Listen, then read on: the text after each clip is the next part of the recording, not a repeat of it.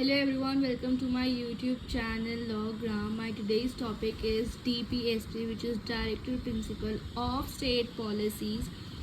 And please watch my video till end and like, share and subscribe to my YouTube channel. So let's start.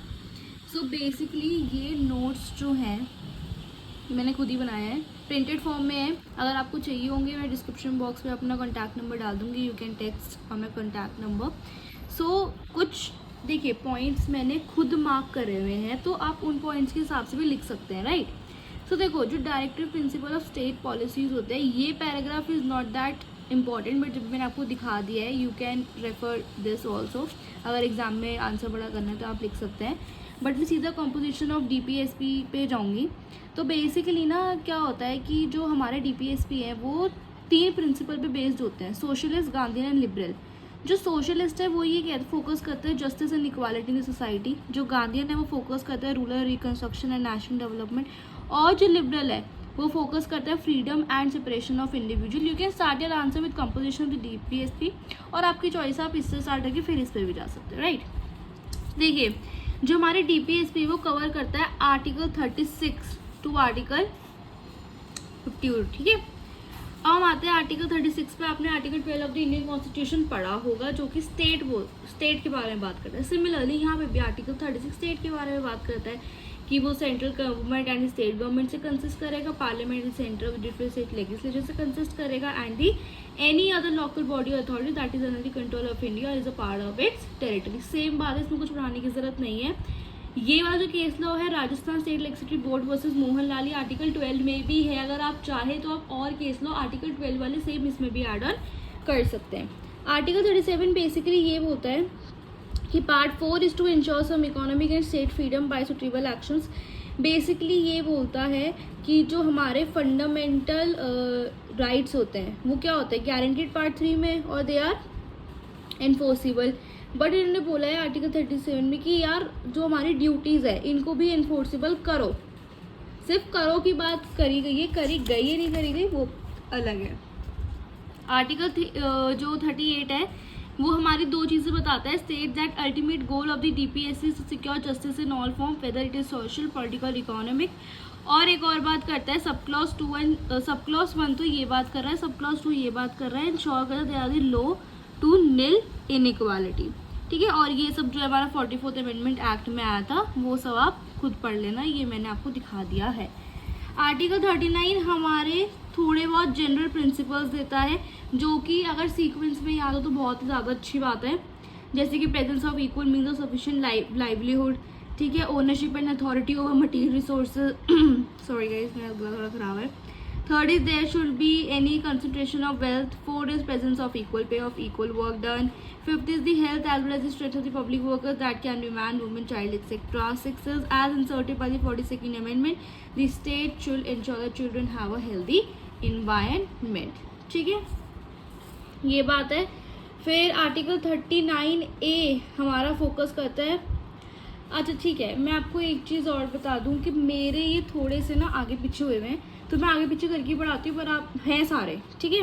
39A हमारा बोलता है free legal aid. ये आप देख लीजिए, free legal aid, ठीक है. एक्सप्लेन आप खुद भी कर सकते हैं फ्री लीगल एड क्या होता है, वो सब आप खुद भी लिख सकते हैं.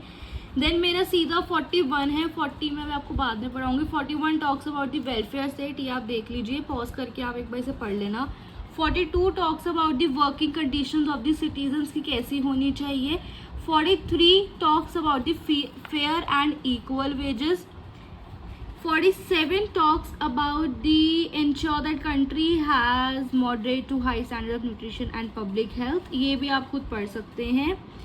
40 talks about the establishment of Panchayati system. Okay, ये देखिए, मतलब पहले आप 40 पे जाएंगे, then you can go to 41. ऐसे है ये, आप देख लीजिए एक बार, ठीक है.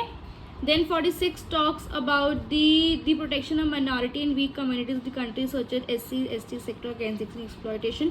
देखिए, मैंने ये बहुत छोटा छोटा इसलिए प्रिंट करवाया है क्योंकि ये जो पॉइंट्स हम वैसे भी खुद एक्सप्लेन कर सकते हैं. ऐसी कोई वो नहीं है कि हमें एक स्पेसिफिक पूरा पैराग्राफ चाहिए जो पढ़ के हम एक्सप्लेन कर पाएँ, ठीक है. देन वी हैव 48 जो कि हमें बोलते हैं promotion of agriculture and animal husbandry through scientific lines and methods. Then we have 48A जो protection of flora and fauna करता है, देखिए मैंने मार्क करा हुआ है। देन वी हैव 44 जो कि हमें ये बोलता है, अच्छा हाँ, article 44 is uniform civil code, जिसके ऊपर मैं एक वीडियो डालूंगी, डिस्क्रिप्शन बॉक्स में डाल दूंगी, जब भी मैं वो डालूंगी वीडियो तो आप उसको रेफर कर सकते हैं।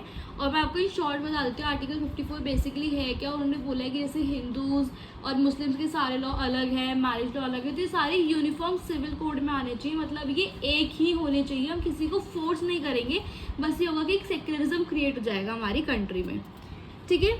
45 टॉक्स अबाउट, आप देख लीजिए, compulsory education up to 14 years of age with in the child to basic education to survive. 49 talks about the preserving and protecting the monument, जो भी हमारे समझ लो हैं जैसे ताजमहल, कुतुब मीनार, ये सब को प्रोटेक्ट करना।